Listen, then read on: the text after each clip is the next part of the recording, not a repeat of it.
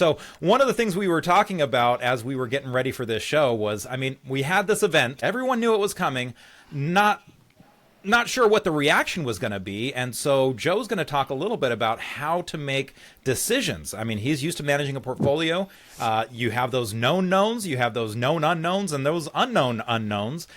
So Joe, maybe you can share with us a little bit about how you approach an event like that and decide what you're going to do with your portfolio. I've noticed that when there is a big known event on the calendar, a lot of people like to hedge against that. And if the market is acting well and it's in an uptrend and stocks are acting well, I find that it ends up being a non-event, or the market doesn't really see much downside because so many people are either hedging their portfolio or, raising a lot of cash or fearing that there's going to be a drop. And I feel like the same thing happened in the 2016 election where when Trump won the first time, the futures were down huge. So anyone who bought a put, let's say for $1, thought they were going to wake up and it was going to turn into $20 the next morning. And I've always said the market's not designed or there to just give money away. So, and again, the premise though, or the caveat is that the market is acting well and still in an uptrend. I think the same thing happened this time where a lot of people were concerned and hedged their portfolio, and then when it was a non-event, meaning the uncertainty of the event was behind us, that's when you not only saw the market take off, but a lot of a chase trade after that.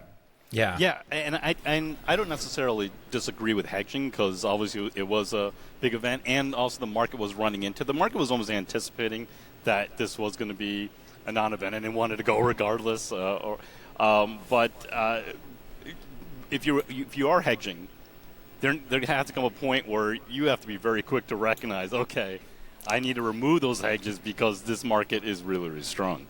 Yeah, that's a great point. I agree with you that there's nothing wrong with hedging. I'm by no means making fun of that, whether some people use options, some people use inverse ETFs, whatever it is, depending on if they're overweight a certain sector or something like that. But so there's nothing wrong with that, but we always talk about that, how the greats always adapt and are always open-minded with their approach. So to your point, nothing wrong with hedging, but when you realize, okay, the uncertainty's behind us, the election was, the results were announced on Tuesday night, let's, quickly adapt to cover those hedges or cover those shorts. Mm-hmm. And I guess one of the questions is that, going into it, I think there was a fear of volatility. There was, so many different ways it could go. And really, it wasn't so much about who won necessarily, but how long maybe it dragged on. That was a serious question that a lot of people were wondering, and the fear that uncertainty would have potentially shaken you out of positions. So I guess, when you're faced with something like that, what's kind of your rule of thumb going into it? Do you raise some cash and kind of go 50-50, or do you just, again, kind of say to yourself, I'm going to react once the reaction is there, and I'm, not going to shoot until I see the whites of their eyes? I think the answer depends on someone's time frame.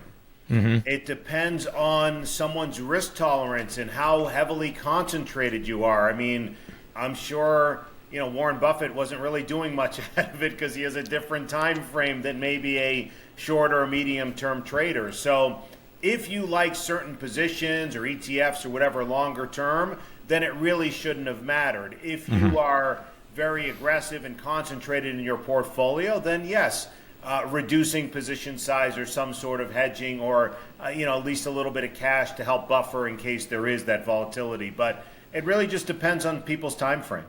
Yeah, Joe, when we were talking during the kind of the podcast prep here, you said one line that I wrote down: don't mix politics with the election. Talk a little bit about that, because I thought that was a really good saying, and there are sometimes where you have to compartmentalize these things, right? You have to kind of keep everything in perspective. And that came from a pretty wise guy, if I'm not mistaken, right? Yeah, this is the second Warren Buffett reference. Warren Buffett did say, if you mix your politics with your investing, you're making a big mistake. At the end of the day, the market mostly moves on two things: earnings and interest rates. Earnings are strong, and they've been coming out great. Interest rates, with the Fed lowering rates, providing liquidity into the system, that is more important than who is president, in my opinion. So when I did hear, and you're right, it was on both sides. I heard mainly 3 reasons why there was a lot of fear, because somebody said if Harris wins, the market's going to crash. Another person says if Trump wins, the market's going to crash. And then another person says if it's uncontested, or if it's not decided and the votes drag out for the uncertainty, if it drags out for a week, then it's going to cause a crash or volatility, to Justin's point. And when that happens, it's I think focusing more on the earnings and the interest rates and the technicals, and the more important thing, and shutting out some of the news and noise and separating your opinion from that. Easier said than done, but if you're able to do that, because I've always said the news is there to scare us. It's there to promote fear. I've used the example on IBD Live about you don't turn on the Weather Channel when it's 75 and sunny out. You turn it on when a hurricane, tornado, or blizzard's coming in. So if you understand the concept that the news is there to promote fear, to keep you tuned in for ratings and so forth, if you're able to take that with a grain of salt and separate that, whether it's the news of the day, geopolitical, any election or whatever, if you're able to separate that from the markets, that's something that I encourage people to do.